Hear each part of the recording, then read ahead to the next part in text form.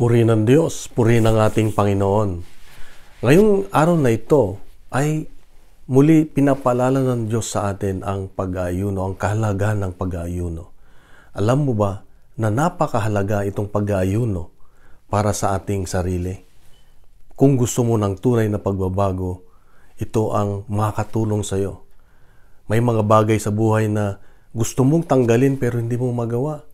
Gusto mong tigilan ang mga pagkain na makakasama sa iyong sarili, pero ginagawa mo pa rin.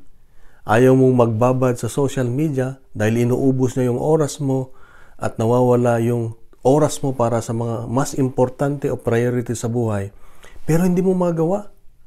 You know what? Tinuruan na naman tayo ng Diyos ngayon na ang solusyon, ito ay ang pag-aayuno.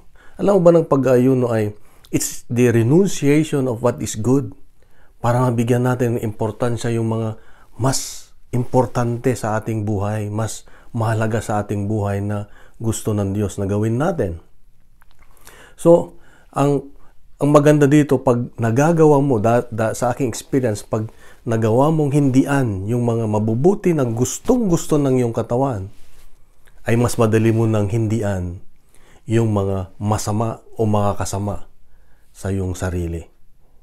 So kapatid, pag nagawa mo ito ay ilalaan mo yung nawala na pagsupil sa gusto ng laman, ng gusto ng katawan para sa ating sarili. Gagawin mo ito dahil gusto mong mapalalim yung ayong relasyon sa Diyos.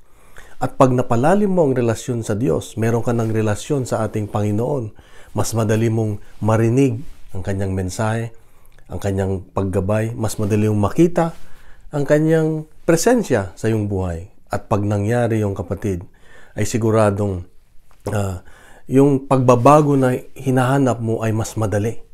Yan. Kaya nga itong panahon ng Kwaresma, ito yung i-grab natin itong opportunity na ito na gawin natin para sa Diyos, yung pag-aayuno. So, subukan mo kapatid. Nangyari sa akin at ginagawa ko hanggang ngayon at siguradong makakabuti sa iyo. God bless. God bless. God is good. God is good.